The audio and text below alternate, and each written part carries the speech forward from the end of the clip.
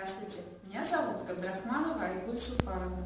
Я работаю воспитателем по обучению детей татарскому языку в детском саду номер 38 города Набережные Челны.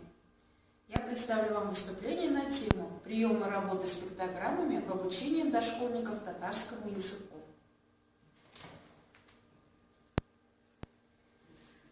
Известно, что эффективность обучения зависит от степени привлечения к восприятию всех органов чувств человека.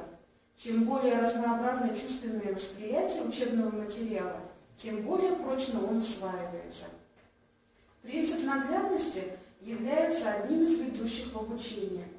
Применение наглядных средств обучения способствует эффективному усвоению информации, активизирует познавательную деятельность, развивает способность увязать теорию с практикой, с жизнью, формирует навыки технической культуры, воспитывает внимание и аккуратность, повышает интерес к учению и делает его более доступным.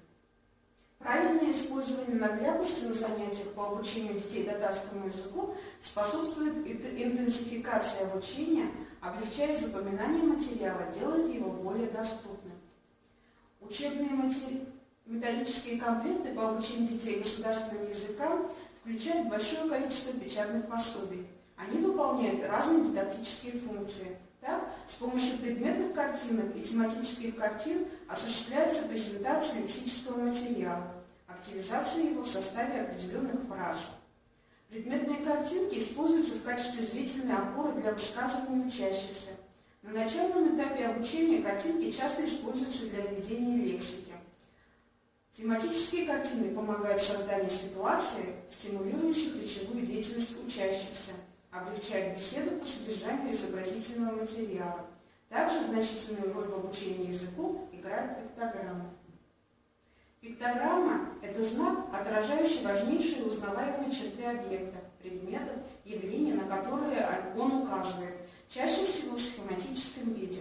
Пиктограмма – это совокупность правил, приемов, облегчающих процесс запоминания. Овладение приемами работы с пиктограммой значительно облегчает и сокращает время обучения в усвоении материала, формирует приемы работы с памятью. В учебно-методическом комплекте «Говорим по-татарски» предусмотрена большая работа с пиктограммами. Особое место эта работа занимает в подготовительной группе, так как в этом возрасте мы проходим самые сложные темы изучения глаголов.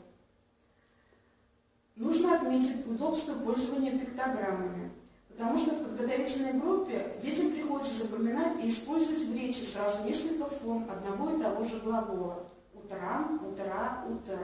В этой ситуации и помогают пиктограммы. Дети легко запоминают пиктограмму, закрепленную за предметом или действием, и, основываясь на них, составляют предложения, развивают связанную речь. А когда новые слова активизируются в самостоятельной речи ребенка, можно обойтись и без пиктограмм. Пиктограммы используются при изучении новой лексики. Например, знакомясь с новыми словами «утра», «юклы», сначала слушаем правильное произношение этих слов. Повторяем, проговариваем с детьми и закрепляем глаголы соответствующими пиктограммами. Необходимо объяснить ребенку, что в этой ситуации действие выполняется кем-то, но только не говорящим, не мной. Так как перед нами стоит задача обучить детей еще и другим формам того же самого глагола, возникает необходимость ввести и другие символы, чтобы ребенок наглядно видел, чем же они отличаются друг от друга. Например, повелительное наклонение глагола можно и удобно обозначить восклицательным знаком. Если поместить пиктограммы восклицательный знак, а еще и выделить цветом, например, красным, этот прием поможет визуально разделять формы глаголов. Недостаточно только показать символ, обязательно следует произносить в этот момент слово, сопровождать его жестами, мимикой и выделять интонацией. Этот прием удобно применять и при закреплении материала, использовать для игры «Командир». Дети иногда затрудняются при составлении предложения от первого лица. В УМК «Говорим по-татарски» есть пиктограммы МИН и пиктограммы, обозначающие действия в форме третьего лица. Но их бывает недостаточно, потому что образовывать глагол первого лица необходимо добавлять окончание «м». Удобно использовать букву «М» как отдельный символ, также выделив ее, но уже другим цветом, например, зеленым.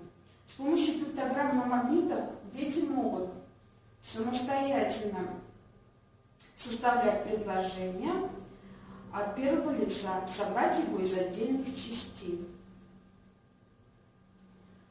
На начальном этапе детям сложно составлять предложения. Вместо полных предложений они отвечают односложными или ограничиваются отдельными словами. В подобных случаях также можно прибегнуть к помощи пиктограмм. Например, мы используем игру «Найди предложение» на магнитной доске. Для игры необходимы пиктограммы, обозначающие членов семьи, животных, действия, буква «М», пиктограммы мин, картинки еды, напитков, стула, кровати и другие. В ходе игры детям становится понятно и видно, как строится предложение, из каких частей оно состоит, что должен быть кто-то, кто бы выполнял действие, само действие в правильной форме, и находится оно в конце предложения.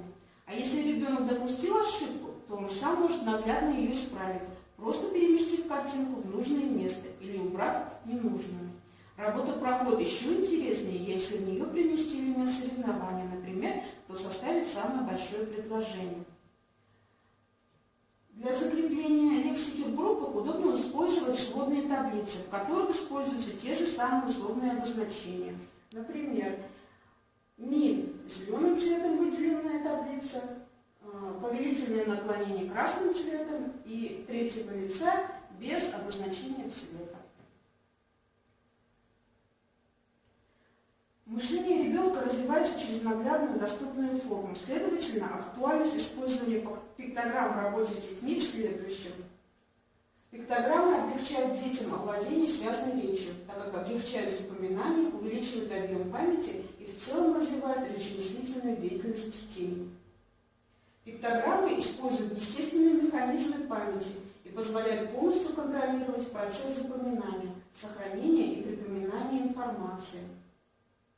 Дети, овладевшие приемом использования пиктограмм, в дальнейшем способны самостоятельно развивать речь в процессе общения и обучения.